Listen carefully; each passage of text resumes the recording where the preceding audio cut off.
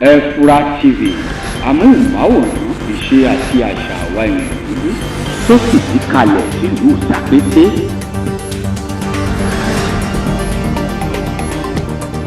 Efura TV. ẹ kú dédé ìwòyí lórí ètò wa ètò yín tá a mọ̀ sí èèwọ̀ orí ìkànnì Efura TV láwà tó fìdí kalẹ̀ sílùú Sàkété. ẹ wá nǹkan kẹ́ ẹ fìdílé èèwọ̀ tá a mú wá lónìí rèé kẹ́yìn máa ṣe nǹkan ọbẹ̀ tàbí àròkà tàbí àròmàlà ká máa wá kọrin díẹ̀ oríṣiríṣi orin ìgbàlódé lẹ́lòmíì ń kọ oríṣiríṣi orin ìbílẹ̀ lẹ́lòmíì àfi kọ tiẹ̀ a máa wá àròmàlà a máa kọrin èèwọ̀ ni o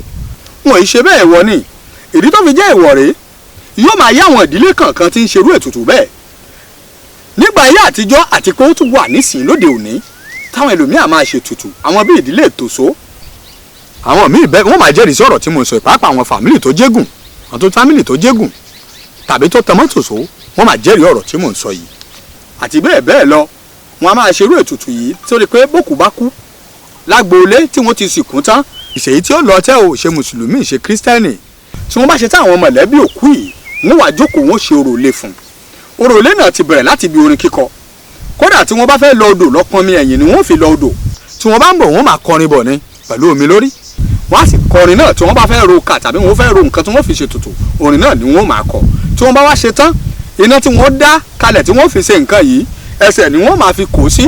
wọ́n tún máa kọrin díẹ̀ wọ́n wá hànjẹ yìí wọ́n fi bọlẹ̀ tàbí wọ́n fi ṣe tutù níbi ìsìnkú yìí ìdí rẹ̀ tó fi jẹ́ èèwọ̀ pàtàkì pé ẹ̀yin ò gbọ́dọ̀ máa ṣe oúnjẹ kó sì máa kọrin tàbí kó lọ́dọ̀ kó romi sórí kó máa kọrin èèwọ̀ ni o wọ́n fi ń dáná oúnjẹ òkú ni bẹ́ẹ̀ yẹn bá wá ń ṣe bẹ́ẹ̀ ohun tí máa ń fàrí bẹ́ẹ̀ ń sọ òun ò bá pọkọ yóò pààyàn nídìílé rẹ̀ láìpẹ́ nǹkan ọ̀fọ̀ yóò ṣẹlẹ̀ lágboolé náà tí wọ́n dáná òkú náà tí bá ti ń ṣe tó ṣe pé ń kọrin tí ó sì ń jẹun náà tó ṣe pé kì í ṣe pé wọ́n fi yẹn lẹ̀ fókù tàbí wọ́n fi yẹn lẹ̀ tàbí wọ́n fi ṣe nǹkan kan tí bá ti ń kọrin dé nǹkan tí ń rò nínú iná tí sì ń fi sáàfù àwọn ọmọ rẹ̀ kẹ́ńtọ̀ wọn máa fura ìdílé tó fi jẹ́ èèwọ̀ ṣùgbọ́n ńgbà tá a mọ̀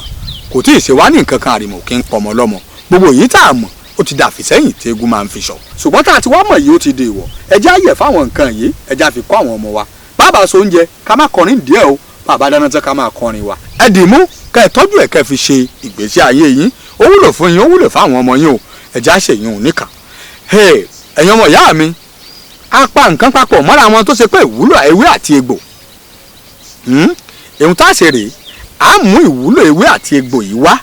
lọ́tọ̀ nítorí ewé mi àwà ó lè lọ bíi mẹ́rin márùn kó tó di páàsó àsìkò yóò ti lọ ṣe rí ètò ewé àti egbò tá a fi kún èèwọ̀ yìí nídìí à ń yọ sọ́tọ̀ ẹ jẹ́ ká máa mú ètò ewé àti egbò ìwúlò rẹ̀ wá ní ọ̀tọ̀ sórí fọ́nrán ká máa ṣe ìwọ wa ní gerege tí òfin nígbà yìí lásìkò púpọ̀ ẹ ṣeun ẹ̀yin olùgbọ́ mi èyí tó kù ẹja sọ dìjọ́ mẹ́jọ lágbára Ọlọ́run Elédùmarè ayọ̀ láti fi pàdé níjọ́ mẹ́jọ èmi ní màá wá bẹ́ẹ̀ náà èyí ní màá dé bá ọ̀pá kùkù ló ní kò tí wá ti kù dàyín dàyín. èmi àti yín ikú ò ní pa èmi àti yín lágbára Ọlọ́run létẹ̀sí tí ń gbọ́ mi ilé náà ò ní dàrú o ọ̀dẹ̀dẹ̀ náà ò ní bàjẹ́ lágbára Ọlọ́run èmi ní màá wá ẹ̀yin náà ní sì máa bá èyí tó kù ó dìjọ́ mẹ́jọ ire o. Efura TV amóhùnmáwòrán ìṣe àti àṣà àwa ènìyàn dúdú tó fìdí kalẹ̀ sílùú Sàkété.